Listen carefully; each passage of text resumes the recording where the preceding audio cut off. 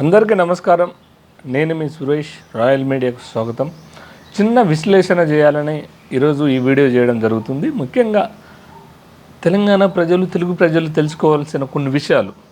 ఈ మధ్యకాలంలో బాగా కుటుంబ పాలన విమర్శించడం అందరికి అలవాటైపోయింది. అయితే ఇక్కడ తెలంగాణ ప్రజల్ని కాంగ్రెస్ నేతలు ఇంతవరకు కేసీఆర్ కుటుంబ పాలనను విమర్శించడం జరిగింది. జీవితంలో కేటీఆర్ సీఎం కాలేడు అని చెప్పడం కూడా జరిగింది కాంగ్రెస్ వాళ్ళు. ఎందుకు కాలేడు అని ప్రశ్న ఎత్తినప్పుడు ఏమన్నారంటే, కేసీఆర్ వారసత్వం నుంచి వచ్చిన వాడే కేటీఆర్. సో తండ్రిని తాకట్టు పెట్టుకుని వచ్చిన రాజకీయాలకు వచ్చిన వాడే కేటీఆర్. కాబట్టి కేటీఆర్ వారసత్వ రాజకీయాలు తెలంగాణ ప్రజలు యాక్సెప్ట్ చేయరని చెప్పేసి చాలామంది చెప్పడం జరిగింది. అండ్ కాంగ్రెస్ వాళ్ళు ఎక్కువ చెప్పడం జరిగింది. ఓకే, వాళ్ళది కుటుంబ పాలన. కానీ ఈ మధ్యన ప్రధానమంత్రి అవుతాడని చెప్పుకుంటున్న తెలంగాణ కాంగ్రెస్ నేతలకు సూటు ప్రశ్న అన్నది. రాహుల్ గాంధీకి ఏ అర్హత ఉంది, ఎలాంటి అర్హతలు ఉన్నాయి ప్రధానమంత్రి కావాలని?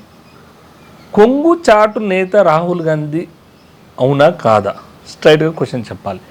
ఎందుకు ఈ మాట అంటున్నంటే, అసలు గాంధీ కుటుంబ నేపథ్యం మనం తెలియజేయాలి, అండ్ రాహుల్ కుటుంబ నేపథ్యం కూడా తెలియజేయాలి. ఇప్పుడు నెహ్రూ గారు ప్రధానమంత్రి అయినాక తర్వాత ఇందిరా గారు వచ్చారు. ఇందిరా గారు కాంచి వీళ్ళ కుటుంబం ఎవరైతే ఇప్పుడు గాంధీ అని పేరు చెప్పుకుంటున్న కుటుంబం, వీళ్ళ కుటుంబం ముస్లింగా కన్వర్ట్ కావడం కూడా జరిగింది. అవి చరిత్రలో కొన్ని బయటకు రానివ్వలేదు. కొన్ని బయటకు వచ్చిన గాంధీ అనేది ఏదో దేశవ్యాప్తంగా గాంధీ అనే విధంగా వాళ్ళే చిత్రీకరించారు. వాస్తవంగా ఫిరోజ్ ఖాన్ గానే ఉన్నారు. సో అలాంటప్పుడు రాజీవ్ గాంధీ ఎలా అవుతాడు? రాజీవ్ ఖాన్ అవుతాడు, తర్వాత రాహుల్ ఖాన్ అవుతాడు కదా. సో ముస్లింగా కన్వర్ట్ అయ్యి ముస్లింలు చేసుకున్నటువంటి ఫ్యామిలీ గాంధీ అని ఎక్స్పోజ్ చేసుకోవడానికి కారణం ఏంటంటే, ఈ దేశంలో ముస్లిం అంటే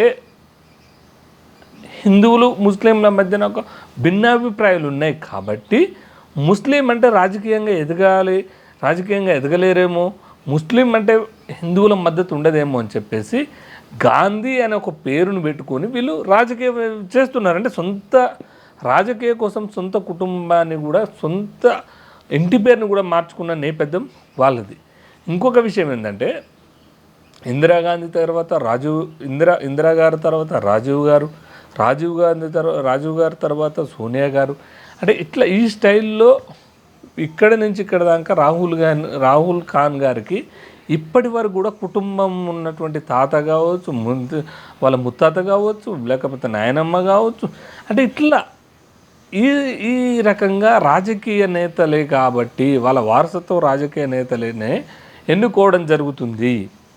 సో కుటుంబ నేపథ్యం మొత్తం కూడా వాళ్ళది. రాహుల్ ఖాన్ గారిది మొత్తం కూడా కుటుంబ నేపథ్యమే వాళ్ళది. ఈ దేశానికి రాహుల్ ఖాన్ గారు ఏదో ఎన్ఎస్ఏ కార్యకర్త కాదు, లేకపోతే ఒక్క క్వాలిటీ చెప్పండి. ఇంత పోటుగాడు అనుకుందాం. రాహుల్ ఖాన్ గారు పోటుగాడైతే ఎందుకు సొంతగా వాళ్ళ కుటుంబానికి ఒక మంచి నేపథ్యం ఉన్న ఉత్తరప్రదేశ్లో ఎందుకు ఓడిపోయినారు రాహుల్ ఖాన్ గారు? సో వాళ్ళదంతా అవకాశవాద రాజకీయాలు.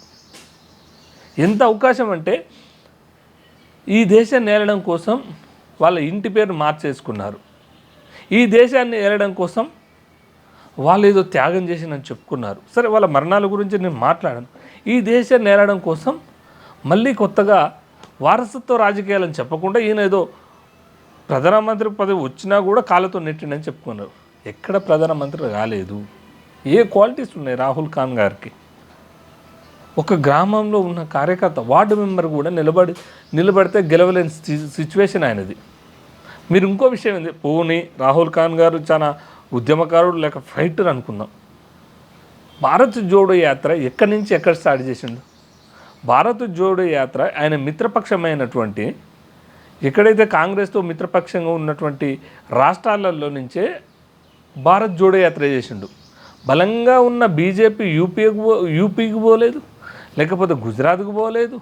బలంగా ఉన్న భారతీయ జనతా పార్టీ పాలిస్తున్నటువంటి స్టేట్లలోకి ఎక్కడికి పోలేదు భారత్ జోడో యాత్ర. అంటే ఒక విధానం, ఒక పద్ధతి లేని లీడర్ రాహుల్ ఖాన్ గారు. సో ఇలాంటి వారిని పీఎం చేద్దామని అనుకొని మన కుటుంబ రాజకీయాలు మనమే ప్రోత్సహించుకుంటూ ఎంతసేపు రాహుల్ ఖాన్ గారు లేకపోతే ప్రియాంక గారు ఏంది దేశానికి పట్టిన దరిద్రం ఏంది? ఇన్ని సంవత్సరాలు ఒక కుటుంబంగా వేలడం ఏంది? సోయి ఉండట్లేదా?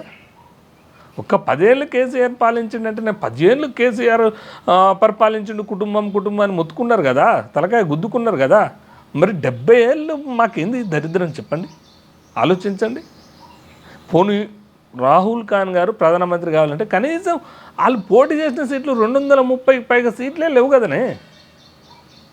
230 సీట్లు అంటే పైబడి సీట్లే ఉన్నాయి. 230లో అలా 50 గెలిచే సిచ్యువేషన్ లేదు. మళ్ళీ రాహుల్ ఖాన్ ప్రధానమంత్రి అవుతాడు.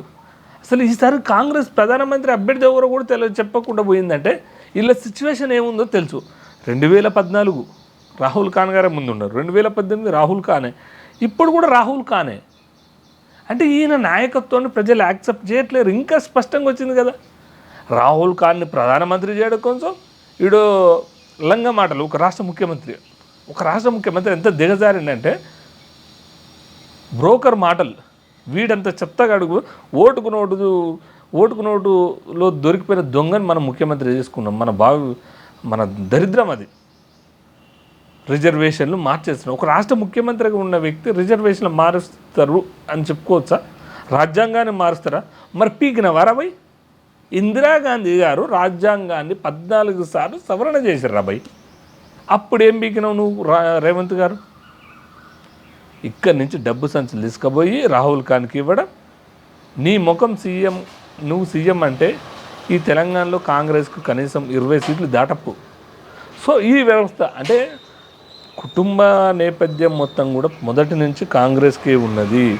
దొంగలని లంగలని ఆశ్రమించింది మొత్తం కాంగ్రెసే. సో భారత ప్రధానమంత్రి అయ్యే అవకాశం రాహుల్ ఖాన్ గారికి జీవితంలో రాదు, అయ్యే ఛాన్స్ కూడా లేదు. మీరు మీ ఓటు అనవసరంగా మోరీలేసే బదులు అవసరమైన వ్యక్తుల కోసం వేస్తే బాగుంటుందని నేను అంచనా. సో ఇది ఈ రాహుల్ ఖాన్కు, గాంధీకి రాహుల్ ఖాన్కి ఎలాంటి పొంతన లేదు. ఇది ఈరోజు వీడియో. చూస్తూనే రాయల్ మీడియా.